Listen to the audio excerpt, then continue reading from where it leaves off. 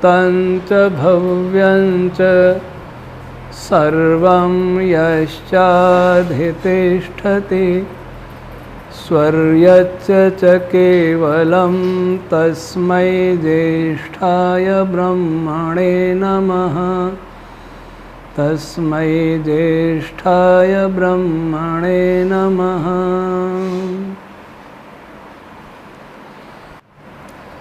प्रिय देशवासियों, हमने पिछले 2 वीडियोज में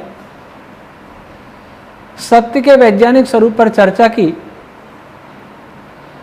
और यह भी बताया कि जो सत्य का आचरण करता है उस व्यक्ति में क्या क्या लक्षण होते हैं, कैसे जानकारी होगी कि वह व्यक्ति सत्य का आचरण करने वाला है। सत्य की व्यापकता भी बतलाई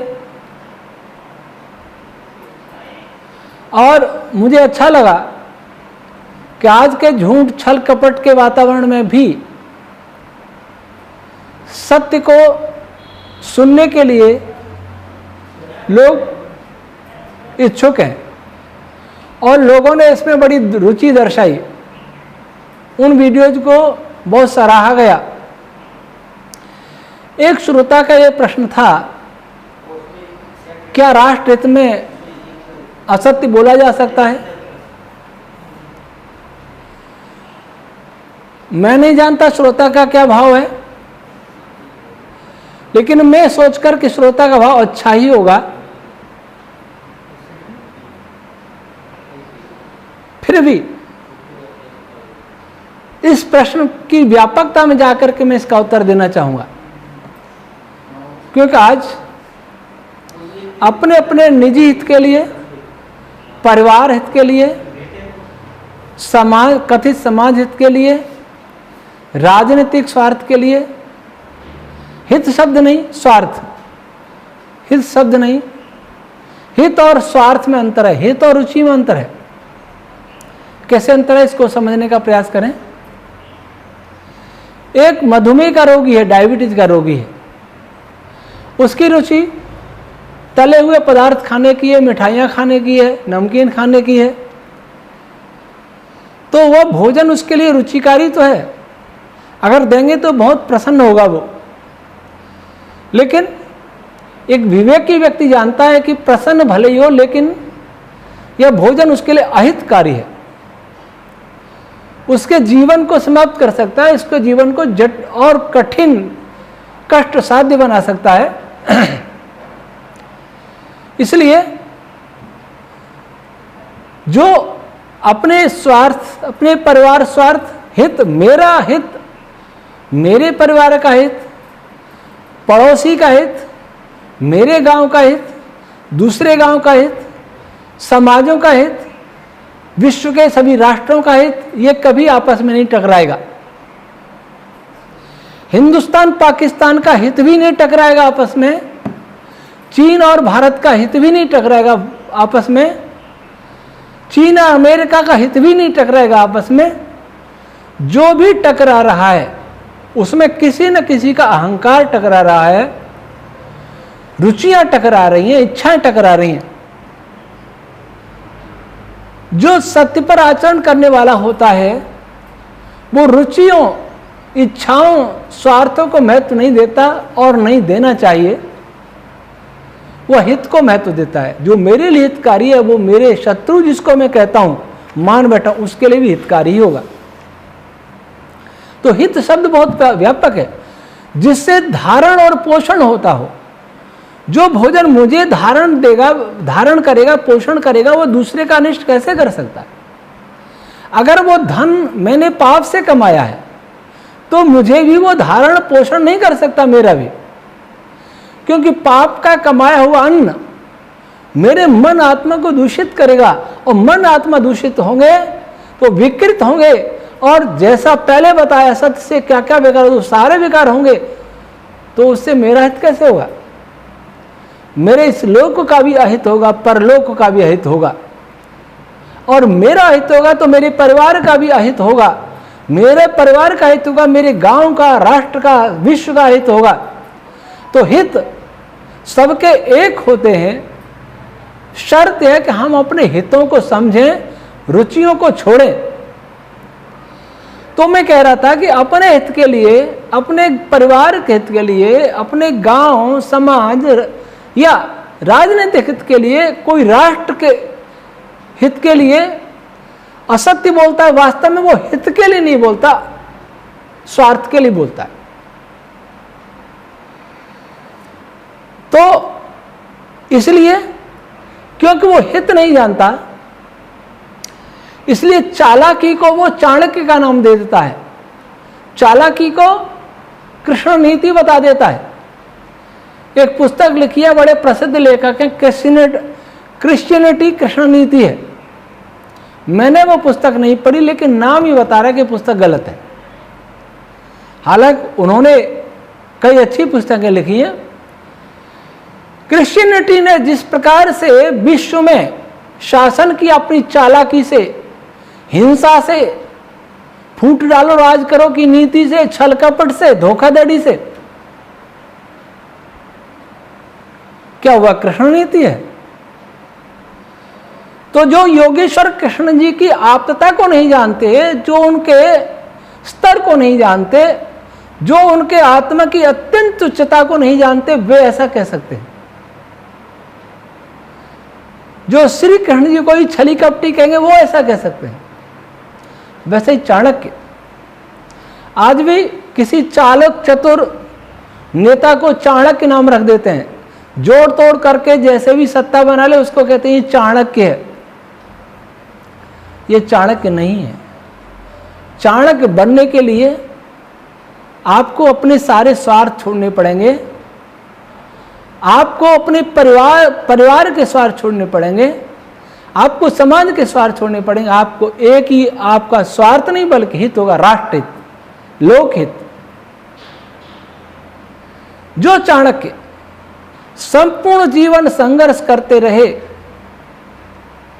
लेकिन अपना कोई हित नहीं था, अपना कोई स्वार्थ नहीं था। जो चाणक्य भारत के प्रधानमंत्री बनने पर भी एक साधारण व्यक्ति से भी निम्न स्तर का जीवन जीते थे, झोपड़ी में रहते थे, ऐसा सुना जाता है। ऐसा जीवन यदि हमारा हो जाए, तब हम ये कहने और पूछने के अधिकारी हैं कि क्या अब मैं झूठ बोल सकता हूं राष्ट्रहित के लिए? कोई सोचता है, एक पार्टी से जुड़ा होता, वो सोचता है हमारी पार्टी का शासन होगा तो ही राष्ट्रहित होगा। दूसरी पार्टी वाला सोचता है कि हम आएंगे तभी राष्ट्रहित होगा। कांग्रेस कभी कहती थी हमने राष्ट्रहित किया, हमने देश को ये किया, फिर बीजेपी कहने लगी कि हम आएंगे तो हम ऐसा करेंगे। लेकिन ऐसा निश्चित हुआ है, ऐसा निश्चय हो गया कि कोई भी पार्टी राष्ट्र का हित नहीं जानती। राष्ट्र की रुचियों को जान सकती है, राष्ट्र के नागरिकों की रुचि क्या है, इच्छा है क्या है, और उसी अनुसार वो झूठ बोलते हैं। राष्ट्र के नागरिक भी हमारे बेईमान हो गए, हमारे देश के लोभी हो गए। उन्हें कोई भी लोभ से ठग सकता है, लोभ से कोई भी जीत सकता है, उनसे वोट ले सकता है। सारी दुनिया भय और लोभ दो पर चल रही है। भय दिखाओ शासन करो, लोभ दो शासन करो। तो राष्ट्र के नागरिक कैसे हो गए? तो ऐसे लोगों में चाणक्य ढूंढना, छत्रपति शिवाजी ढूंढना, योगेश्वर भगवान कृष्ण ढूंढना, ये पागलपन के अतिरिक्त कुछ नहीं है। परंतु अगर कोई वास्तव में चाणक्य हो, जो आत्मा से राष्ट्र का संपूर्ण हित चाहता हो, राष्ट्र के नागरिकों का कल्याण चाहता हो, विश्व शांति चाहता हो, क्या वह झूठ बोल सकता है? उसके लिए उत्तर है कि उसके द्वारा राष्ट्र हित के लिए बोला गया कोई भी वाक्य असत्य की श्रेणी में नहीं आएगा। क्योंकि महर्षि वेदव्यास जी महाराज ने जो सत्य की व्याख्या की, वो व्याख्या का अंतिम सार है कि वह बोला गया सत्य सब भूतों के हित के लिए, उपघात के लिए, उनके लिए हानि करने के लिए न हो। कल्पना कीजिए, आपके द्वारा बोला हुआ एक वाक्य संपूर्ण राष्ट्र को बचा सकता है, गांव को बचा सकता है, किसी निर्दोष व्यक्ति को बचा सकता है, तो वो असत्य की श्रेणी में नहीं आता। और आपके दो बोला हुआ वाक्य, आपने बोला किसी को अंधे को अंधा, है तो सत्य, पर क्या महर्षि व्यास जी की सत्य की श्रेणी में आता है? नहीं आता, क्योंकि इससे उसका हित नहीं हो रहा। इसलिए अंधे को अंधे कहना, काणे को काणे कहना, यह दिखने में सत्य है, लेकिन वास्तव में उसके लिए हानि, उसको दुखाने वाला, उसका दिल दुखाने वाला, इसलिए सत्य नहीं है। ऐसा बोलना शास्त्रीय नहीं है। मैं 3 महापुरुषों के उदाहरण देता हूं। जब महर्षि दयानंद, जो मूल शंकर नाम था, घर से निकले, सिद्धपुर के मेले में उनको पिताजी मिल गए। वो कहानी नहीं सुना रहा। पिताजी को देख करके उन्हें लगा कि पिताजी क्रुद्ध होंगे, डांटेंगे, और ये पकड़ के ले जाएंगे तो वापस आ भी नहीं पाऊंगा, जो मेरा उद्देश्य है वो पूरा नहीं कर पाऊंगा। उन्होंने वह असत्य बोल दिया कि पिताजी आप आगे, अच्छा है, मैं आने वाला ही था, मैं भ्रमित होकर के इन लोगों के चक्कर में फंस गया था, साधुओं के चक्कर में। दिखने में मिथ्या है, लेकिन इस वाक्य ने इस देश और दुनिया को क्या दिया? यह वाक्य न हो बोला होता, ऋषि दयानंद नहीं आते, तो आज ये भारत स्वतंत्र नहीं हुआ होता। क्योंकि स्वतंत्रता की प्रेरणा देने वाले सबसे पहले वही व्यक्ति थे। समाज सुधार के सारे कार्यक्रम का प्रारंभ करने वाले वही व्यक्ति, सती प्रथा को छोड़कर। वो राजा राम मोहन राय से शुरू हुआ। तो इस वाक्य ने कितने लोगों का हित किया और कितने राष्ट्रों का हित किया। अभी कुछ दिन पहले लंदन से एक डॉक्टर हैं, वह भारतीय, वो बता रहे थे कि ऋषि दयानंद के आने के बाद इंग्लैंड में सुधार हुआ। भले ही वो नाम नहीं लेते, लेकिन इंग्लैंड में ऋषि दयानंद के शास्त्रार्थों पर अध्ययन किया जाता था। और भारत में जब भी शास्त्रार्थ होते थे, अंग्रेज अधिकारी उसके मध्यस्थ हुआ करते थे, मध्यस्थता किया करते थे। उन शास्त्रों का वह अध्ययन होता था, और उसके बाद इंग्लैंड ने बहुत सारा सुधार किया। वहां के लोग बदले, वहां का शासन बदला। एक झूठ ने, जिसको हम झूठ कह रहे हैं, इसलिए झूठ महर्षि व्यास जी की दृष्टि में सत्य बन गया। दूसरा उदाहरण देता हूं, द्वापर में चलते हैं। जब आचार्य द्रोण अत्याचार पर आ गए, रात्रि में भी युद्ध कर रहे, दिव्यास्त्रों का उन लोगों पर प्रयोग कर रहे जो दिव्यास्त्र नहीं जानते थे, तब कृष्ण भगवान ने युधिष्ठिर को कहा कि इनको युद्ध से हटाना अनिवार्य हो गया है। ये शोक समाचार सुना दो, अश्वत्थामा मारा गया। युधिष्ठिर ने कहा कैसे सुना दूं, ये मिथ्या है। तब उन्होंने कहा कि इस मिथ्या से ही धर्म की रक्षा होगी, अन्यथा अधर्म जीत जाएगा। द्रोण अधर्म का साथ दे रहे हैं, अन्याय का साथ दे रहे हैं, इसलिए इसको परास्त करने के लिए, अन्याय को परास्त करने का, धर्म को परास्त करने के लिए आपको ये बोलना ही होगा। तब उन्होंने अर्ध सत्य बोला था। मैं लोक व्यवहार और शास्त्रों के विषय में भगवान श्री कृष्ण से बढ़कर के कोई प्रमाण हो सकता है, इसकी मैं कल्पना नहीं करता हूं। उनका जीवन, महापुरुषों का जीवन, श्री राम श्री कृष्ण का, वो स्वयं में एक सबसे बड़ा प्रमाण है। तीसरा उदाहरण देता हूं भगवान श्री राम का। जब वो वनवास जा रहे हैं सुमंत रथ में बैठा के ले जा रहे हैं, तब दशरथ जी पीछे पीछे आ रहे हैं। वो कह रहे हैं सुमंत रथ रोको। श्री राम कह रहे हैं सुमंत्र आगे बढ़ो। सुमंत्र कह रहे हैं मैं क्या करूं? महाराज कह रहे हैं रथ रोको, आप कह रहे हैं रथ आगे बढ़ाओ। तो श्री राम कह रहे हैं आप आगे बढ़ाइए, क्योंकि रथ रोकने से प्रजा का और पिताजी का मोह बढ़ेगा और दुख बढ़ेगा। हमें जाना ही है तो हमें शीघ्रता से जाना ही चाहिए, रुकना ठीक नहीं है और दुख बढ़ाना ठीक नहीं है। तो सुमंत्र ने पूछा था कि महाराज मुझसे पूछेंगे कि मेरी बात सुनाई नहीं दी? तो श्री राम ने उत्तर दिया, कह देना कि मैंने नहीं सुनी।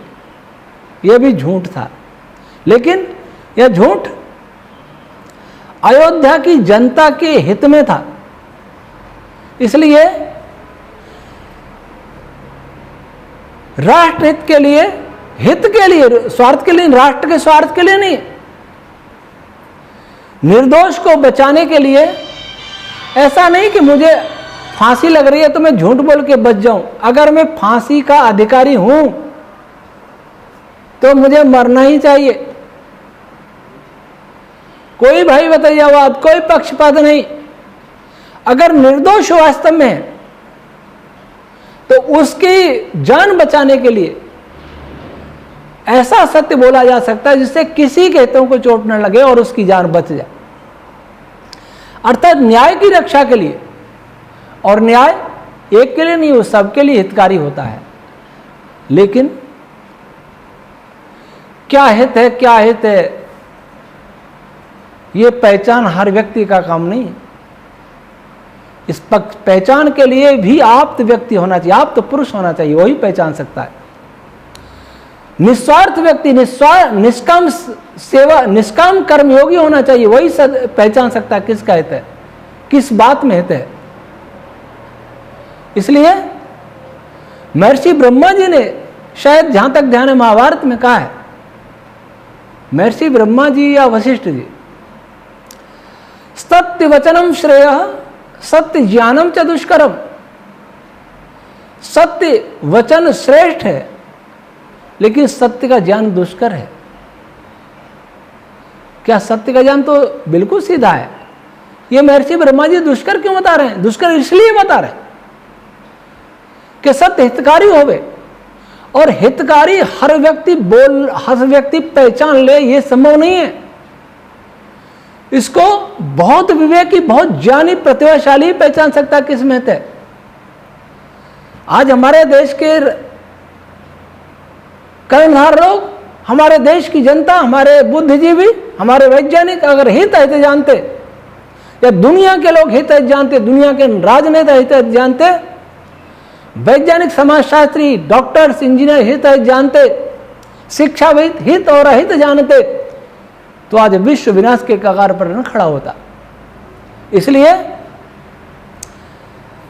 राष्ट्र हित को समझने की विवेकी बुद्धि जिनके पास हो, विवेक बुद्धि जिनके पास हो, वो राष्ट्र के लिए ऐसा कर सकते हैं।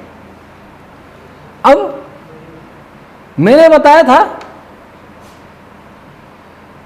कि राष्ट्र सत्य बोलने से, असत्य बोलने से मन में विकार पैदा होता है, और विकार संपूर्ण मनुष्य तत्व को विकृत करता है। तब यहां बोला गया सत्य क्या ऐसा नहीं करेगा? यहां बोला गया असत्य थोड़ा तो करेगा विकृत, क्योंकि वो सोचेगा थोड़ी देर के लिए, थोड़ा तो करेगा, लेकिन वह सत्य बोल दे जिसको सत्य का माना जा रहा है, तो उसके मन में अनिष्ट की आशंका के कारण जो भयंकर दुख होगा, वो मनस तत्व को, स्पेस को और संपूर्ण ब्रह्मांड को और भी ज्यादा विकृत करेगा। और उससे जो अनिष्ट होगा, जिन भी प्राणियों का होगा, उनकी आहें, उनका दुख, उनके शरीर और मन से निकलने वाली पेन वेव्स इस ब्रह्मांड को और भी ज्यादा विकृत करेंगे, और भी ज्यादा दूषित करेंगे, और भी ज्यादा दुखी करेंगे। इसलिए वहां न्याय के हित में, न्याय की रक्षा के लिए इस प्रकार का असत्य बोलना अच्छा है उस सत्य से जिससे कितने निर्दोष प्राणी मारे जाए। मान लीजिए एक आतंकवादी मिला और वो किसी नगर में बम फेंकना चाहता है, आपसे पूछ रहा है वो नगर का रास्ता कौन सा, आपने बता दिया ये रास्ता, आप जानते हुए भी कि वहां जाके बम डालेगा। जो लाखों हजारों लोग मरेंगे उसके उत्तरदायी वो आपका वाक्य होगा, इसलिए वो सत्य नहीं है, सब भूतों के उपघात के लिए बोला गया है। तभी आप कहते हैं उधर नगर उधर है जंगल की ओर, तो वो नगर बच जाएगा, वह सत्य होगा क्योंकि सब भूतों के हित के लिए होगा। इसलिए